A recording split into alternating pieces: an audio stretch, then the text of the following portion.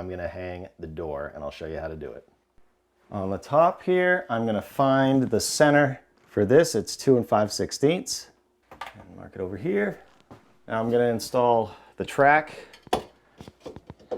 and I can see through these holes, luckily, where center is. I want to just center this, and you can actually bring this forward if you wanted to and leave it 3/4 of an inch past here. As long as it's 3/4 of an inch, the door won't overhang out here, but I like to center these. It just makes it easier. And you want to make it so that this is on whichever side is going to be pivoting. This side is where the door is going to pivot, so I want to put it on this side. Just screw this in.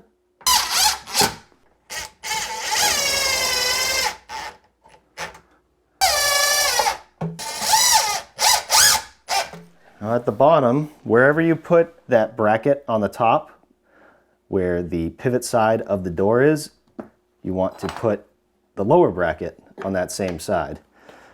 And you want to center it.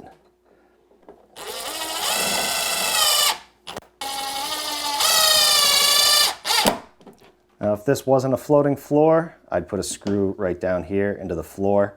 But that's fine, it's not going to go anywhere. But if you don't have a floating floor, you can put a screw right in here too. On the bottom of the door, you're going to notice these 2 holes. And on the opposite end, on the top of the door, there's going to be 2 holes as well. They make this universal, so depending on where your door pivots and how it opens, in my case, this is called the pivot door, and this is called the lead door. So where those brackets are, like here on the bottom, you're going to want to use this piece, and you just tap that in. And then on the top, you want to use this piece. And then on the opposite side on the top, you use this roller that goes in the guide and rolls around so the door can operate properly. If it's the opposite, you can put this piece right here and the top piece over here and just flip everything. So now I got my door flipped over. This is my pivot door.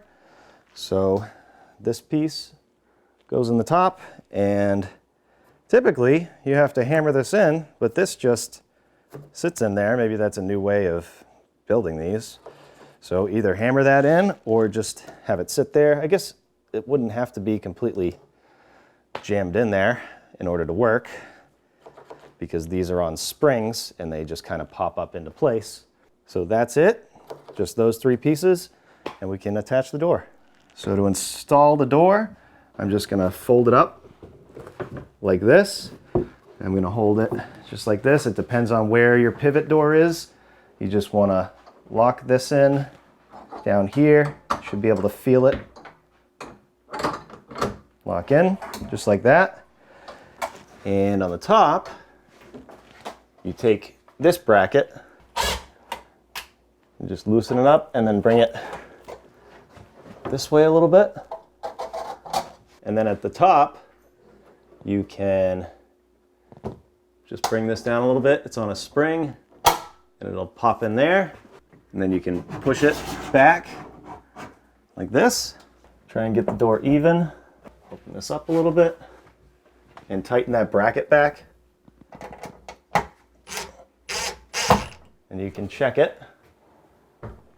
So it's not closing yet. So I want to loosen that bracket again, push it over this way a little bit, and pull up on the bracket on the bottom and push it over nice and even. There should be a little bit of a gap here and a little bit of a gap on this side, and it should be able to close fully.